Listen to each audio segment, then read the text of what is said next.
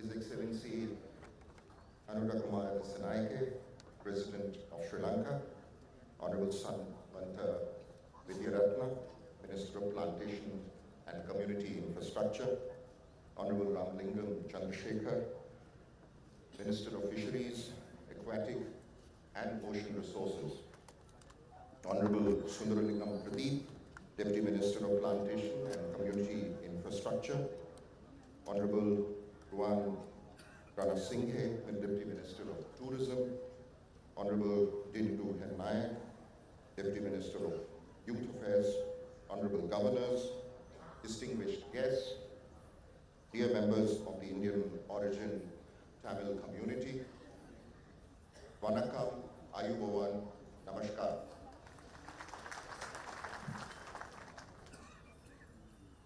மாண்புமிகு மத குருமார்கள் அவர்களே, இலங்கை ஜனாதிபதி அதிமேதகு அனுரகுமார திசநாயக்க அவர்களே, பெருந்தோட்ட மற்றும் சமூக உட்கட்டமைப்பு வசதிகள் அமைச்சர் கௌரவ சமந்த வித்யாரத்ன அவர்களே, மீன்பிடி நீரியல் மற்றும் கடல் வளங்கள் அமைச்சர் கௌரவ ராமலிங்கம் சந்திரசேகர் அவர்களே, பெருந்தோட்ட மற்றும் சமூக உட்கட்டமைப்பு வசதிகள் பிரதி அமைச்சர் கௌரவ சுந்தரலிங்கம் பிரதீப் அவர்களே, சுற்றுலாத்துறையின் பிரதி அமைச்சர் கௌரவ ருவன் ராணசிங்க அவர்களே, இளையோர் விவகார பிரதி அமைச்சர் கௌரவ தினிது ஹெனாய்கே அவர்களே, கௌரவ பாராளுமன்ற உறுப்பினர்களே, உவா மாகாணம் மற்றும் சபரகமுவா மாகாணங்களின் மாண்புமிகு ஆளுநர்கள் அவர்களே, மதிப்புக்குரிய விருந்தினர்களே, அன்புக்குரிய இந்திய வம்சாவழி தமிழ் மக்களே, வணக்கம், ஆயம்பவன், நமஸ்கார். It gives me great joy and satisfaction to be part of this very special occasion, the launch of stage 2 of the Indian Housing Project Phase 4. இந்திய வீடமைப்பு திட்டத்தின் 4ஆம் கட்டத்தின் கீழான 2வது தொகுதியினை ஆரம்பித்து வைக்கும் இந்த விசேட நிகழ்வில் பங்கேற்பதற்கு எனக்கு மிகுந்த திருப்தியையும் மகிழ்வையும் தருகின்றது. We are honored and privileged to have the gracious presence of His Excellency President Dissanayake at this event. This is a testament to the deep, abiding and special nature of the India-Sri Lanka friendship. It also reflects our shared commitment to the development and well-being of our peoples. இந்த நிகழ்வில் அதிமேதகு ஜனாதிபதி அனுரகுமார திசநாயக்க அவர்கள் பங்கு கொள்வதையிட்டு நாங்கள் பெருமிதம் கொள்கின்ற அதே சமயம் அதனை பெரும் பாக்கியம் என்று கருதுகின்றோம். இந்தியாவுக்கும் இலங்கைக்கும் இடையிலான ஆழமானதும் விசேடமானதும் அசைக்க முடியாததுமான நட்புறவுக்கு இது ஒரு சான்றாகும். இது நமது மக்களின் அபிவிருத்தி மற்றும் நல்வாழ்வுக்கான பகிரப்பட்ட உறுதிப்பாட்டையும் பிரதிபலிக்கின்றது. This shared commitment was affirmed during the visit of Prime Minister of India, Shri Narendra Modi, in April this year. Under the leadership of the Prime Minister of India, India is marching ahead towards Viksit Bharat with the motto of Sabka Saath, Sabka Vikas.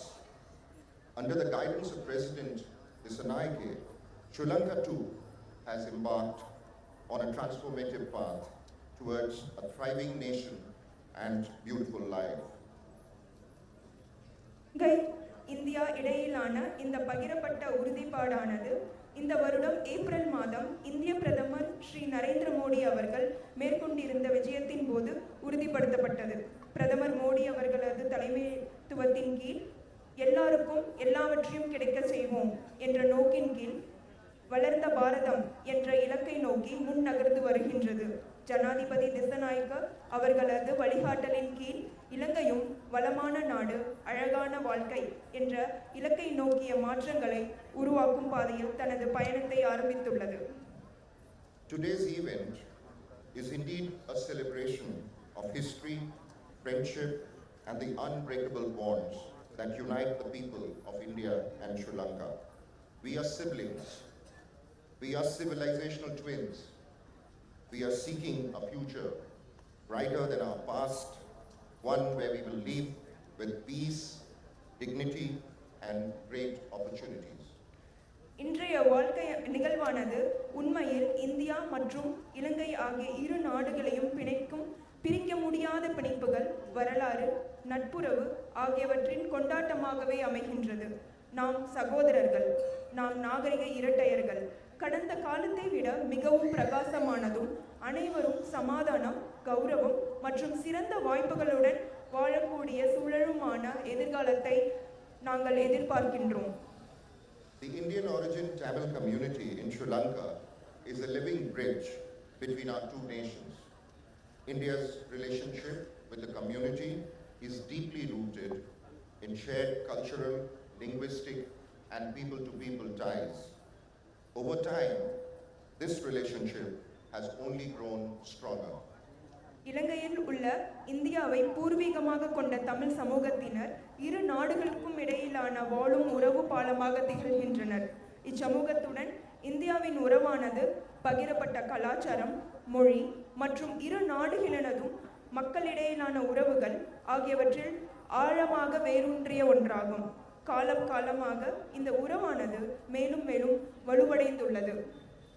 Our Indian origin Tamil brothers and sisters in Sri Lanka have been an integral part of Sri Lanka's journey by contributing to its economy, enriching its culture, and strengthening its social fabric.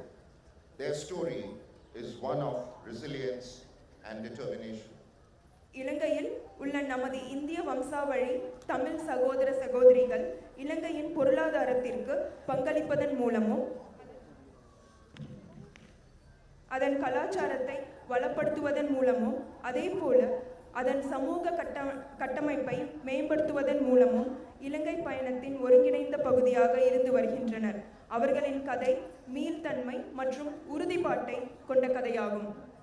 Our aim has always been to empower, uplift, and ensure the holistic development of every member of this community. In this journey, India has been a steadfast partner of the Sri Lankan government. We are working together hand in hand in areas such as housing, education, skill development, healthcare, and community development. இந்த சமூகத்தைச் சேர்ந்த ஒவ்வொரு உறுப்பினர்களதும் ஒட்டுமொத்த அபிவிருத்தியினை மேம்படுத்துதல், வலுவூட்டுதல், உறுதிப்படுத்துதல் ஆகியவையே எப்போதும் எங்களது இலக்காக காணப்படுகின்றது. இந்த பயணத்தில் இலங்கை அரசாங்கத்தின் நிலையான பங்காளராக இந்தியா இருந்து வருகின்றது. இந்நிலையில் வீடமைப்பு, கல்வி மற்றும் திறன் மேம்பாடு, சுகாதார பராமரிப்பு மற்றும் சமூக அபிவிருத்தி போன்ற துறைகளில் நாங்கள் கைகோர்த்தவாறு ஒன்றிணைந்து பணியாற்றி வருகின்றோம். Today we are gathered to advance the housing program for the Indian origin Tamil community with the support of Government of India. Altogether, support for 14,000 houses have been announced. 4,000 houses under phase 3 have been completed. Only a very few are left. இன்று இந்திய அரசாங்கத்தின் ஆதரவுடன் இந்தியாவை பூர்வீகமாக கொண்ட தமிழ் சமூகத்தினருக்காக முன்னெடுக்கப்படும் வீடமைப்பு திட்டம் ஒன்றின் ஆரம்ப நிகழ்வுக்காக நாம் ஒன்று கூடியுள்ளோம். ஒட்டுமொத்தமாக இப்பிராந்தியத்திற்காக 14,000 வீடுகளுக்கான ஆதரவு அறிவிக்கப்பட்டுள்ளது. மூன்றாவது கட்டத்தின் கீழ் 4,000 வீடுகள் பூர்த்தி செய்யப்பட்டுள்ள நிலையில் இன்னும் ஒரு சில வீடுகள் மாத்திரமே பூர்த்தி செய்யப்பட வேண்டிய நிலையில் காணப்படுகின்றன. In 2017, Prime Minister Modi announced support for 10,000 more houses under phase 4 of the housing project. 1,100 houses are at present being constructed. Today, we are launching the next stage of this project. 2017 ஆண்டில் பிரதமர் மோடி அவர்கள் வீடமைப்பு திட்டத்தின் 4வது கட்டத்தின் கீழ் மேலும் 10,000 வீடுகளை நிர்மாணிக்க ஆதரவளிக்கின்றமை குறித்து அறிவித்தலை தெரிவித்திருந்தார். 1,100 வீடுகள் தற்போது நிர்மாணிக்கப்பட்டு வருகின்றன. இன்று நாம் இந்த திட்டத்தின் அடுத்த கட்டத்தினை ஆரம்பித்து வைக்கின்றோம். I take this opportunity to express our appreciation for the enthusiasm and support of the Ministry of Plantation and Community Infrastructure to the commencement of this stage. இந்நிலையில் இத்தொகுதி வீடுகள் ஆரம்பித்து வைக்கப்படுகின்றமைக்காக பெருந்தோட்ட மற்றும் சமூக உட்கட்டமைப்பு வசதிகள் அமைச்சின் ஆதரவுக்கும் உற்சாகத்துக்கும் எனது பாராட்டுக்களை தெரிவித்துக் கொள்கின்றேன். Excellencies, ladies and gentlemen, India's commitment to housing covers 65,000 houses today spread across Sri Lanka. It covers all 25 districts of the country. It is a grand commitment of over 64 billion Sri Lankan rupees in today's terms. அதிமேதகு ஜனாதிபதி அவர்களே, பெண்மணிகளே மற்றும் அன்பர்களே, இன்று இலங்கை முழுவதும் 65,000 வீடுகளை நிர்மாணிக்கும் உறுதிப்பாட்டினை India கொண்டிருக்கின்றது. இது இந்த நாட்டின் 25 மாவட்டங்களையும் உள்ளடக்கிய திட்டமாகும். இன்றைய சூழலில் 64 பில்லியன் இலங்கை ரூபா நன்கொடையின் கீழ் இத்திட்டங்கள் மேற்கொள்ளப்படுகின்றன. Mega initiative has transformed the lives of thousands of families. It provides them with shelter. It also ensures dignity and improved quality of life. இந்த பாரிய முயற்சியானது பல்லாயிரக்கணக்கான குடும்பங்களின் வாழ்வினை மாற்றியுள்ளது. அவர்களுக்கு இதன் மூலம் இருப்பிட வசதிகள் கிடைக்கப்பெற்றுள்ளன. அதேபோல அவர்களது கௌரவம் உறுதிப்படுத்தப்பட்டதுடன் வாழ்க்கை தரமும் மேம்படுத்தப்பட்டுள்ளது. Our objective is not just to build houses, but also to build futures. We are implementing initiatives across sectors that touch hundreds of thousands of lives, from education to healthcare, from skill development to social infrastructure. வீடுகளை நிர்மாணிப்பது மாத்திரம் எமது இலக்கல்ல, எதிர்காலத்தை கட்டி எழுப்புவதும் எமது இலக்காகும். கல்வி மற்றும் சுகாதார பராமரிப்பு வரையிலும், திறன் மேம்பாடு முதல் சமூக உட்கட்டமைப்பு வரையிலுமான பல்வேறு துறைகளையும் உள்ளடக்கி எமது முயற்சிகளை நாங்கள் அமுல்படுத்தி வருகின்றோம். இது பல லட்சக்கணக்கான மக்களின் வாழ்வில் மாற்றங்களை ஏற்படுத்தியுள்ளது. We have built the multi-speciality hospital in Dikoya and the Mahatma Gandhi International Center in Matale. We have upgraded new infrastructure and numerous academic centers. We are setting up smart classrooms in several plantation schools. டிகோயாவில் பல்வேறு சிகிச்சை வசதிகளையும் கொண்ட மருத்துவமனை ஒன்றை நிர்மாணித்ததுடன் மாத்தளையில் மகாத்மா காந்தி சர்வதேச நிலையம் நிர்மாணிக்கப்பட்டது. அது மட்டுமல்லாமல் பல்வேறு கல்வி நிலையங்களின் உட்கட்டமைப்பின் நாம் அபிவிருத்தி செய்துள்ளோம். பெருந்தோட்ட பகுதியில் உள்ள பல்வேறு பாடசாலைகளில் ஸ்மார்ட் வகுப்பறைகள் எங்களால் அமைக்கப்பட்டது. We are providing scholarship through the Ceylon Estate Workers Education Trust. We are implementing a project to upgrade plantation schools. These are only a few examples among many projects that we have implemented for the Indian origin Tamil community. இலங்கை தோட்ட தொழிலாளர் கல்வி நிதியம் ஊடாக நாங்கள் புலமை பரிசில்களை வழங்கி வருகின்றோம். பெருந்தோட்ட பாடசாலைகளை தரம் உயர்த்துவதற்கான திட்டம் ஒன்றினை தற்போது முன்னெடுத்து வருகின்றோம். இத்திட்டங்கள் இந்தியாவை பூர்வீகமாக கொண்ட தமிழ் சமூகத்தினருக்காக எங்களால் அமுல்படுத்தப்பட்ட பல்வேறு திட்டங்களில் ஒரு சில உதாரணங்களாகும். In 2023, to mark 200 years of the arrival of the community in Sri Lanka, we have announced a special development package worth over 2.5 billion Sri Lankan rupees. Many projects are being implemented under this package. Last year, we completed a STEM teacher training program.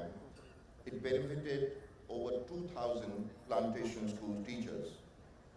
இச்சமூகத்தினர் இலங்கைக்கு வருகை தந்து 200 ஆண்டுகள் நிறைவடைந்தமையை குறிக்கும் முகமாக 2023ஆம் ஆண்டில் 2.5 billion இலங்கை ரூபா பெறுமதிக்கும் அதிக பெறுமதியுடனான விசேட அபிவிருத்தி ஒதுக்கீடு ஒன்றினை நாங்கள் அறிவித்திருந்தோம். அந்த ஒதுக்கீட்டின் கீழ் பல்வேறு திட்டங்கள் அமல்படுத்தப்பட்டு வருகின்றன. கடந்த வருடம் நாங்கள் ஸ்டெம் ஆசிரியர் பயிற்சி திட்டம் ஒன்றினை நிறைவு செய்திருக்கின்றோம். இத்திட்டத்தின் மூலம் பெருந்தோட்ட பாடசாலைகளை சேர்ந்த 2000க்கும் அதிகமாக ஆசிரியர்கள் நன்மை அடைந்துள்ளனர். We will continue to request Government of Sri Lanka to expedite new projects under this package. This will ensure that the benefits from the package reach the people at the earliest. இந்நிலையில் இந்த திட்டத்தின் கீழ் புதிய செயல் திட்டங்களை அமல்படுத்துவதனை துரிதப்படுத்துமாறு நாம் இலங்கை அரசாங்கத்திற்கு தொடர்ந்து கோரிக்கை விடுக்கின்றோம். இந்த ஒதுக்கீட்டின் மூலமாக நலன்களை அம்மக்கள் பெற்றுக்கொள்வதற்கு இது வழிவகுக்கும். During his recent state visit, Prime Minister Shri Narendra Modi announced support for the development of the Sita Amman temple. This would boost tourism and strengthen related industries among the plantation community members. In turn, this will contribute to further economic and social development of the region. பிரதமர் ஸ்ரீ நரேந்திர மோடி அவர்கள் மேற்கொண்ட அண்மைய விஜயத்தின் போது சீதை அம்மன் ஆலய அபிவிருத்திக்கான உதவியை அறிவித்திருந்தார். இதன் மூலம் சுற்றுலாத்துறை மேன்மை அடையும், அதேவேளை பெருந்தோட்ட சமூகத்தினரது தொழில்துறைகள் மேலும் வலுவடையும். அதன் பிரதிபலனாக பிராந்தியத்தின் பொருளாதார சமூக அபிவிருத்தி மேன்மை அடைவதற்கு வாய்ப்புகள் கிடைக்கும். Prime Minister Modi has said that the development assistance by India to Sri Lanka is with a sense of responsibility, a responsibility that one feels towards a family member. We are committed to working for the development of all of Sri Lanka. இலங்கைக்கு இந்தியாவால் வழங்கப்படும் அபிவிருத்தி உதவியானது பொறுப்புணர்ச்சியுடன் வழங்கப்படும் ஆதரவு என பிரதமர் மோடி அவர்கள் தெரிவித்துள்ளார். அந்த பொறுப்பானது ஒரு குடும்ப உறுப்பினர் மீதான பொறுப்புணர்வுக்கு ஒத்ததாகும். இலங்கை முழுவதுமான அபிவிருத்திக்கான இலங்கைக்கான ஆதரவில் நாங்கள் மிகவும் உறுதியாக இருக்கின்றோம்.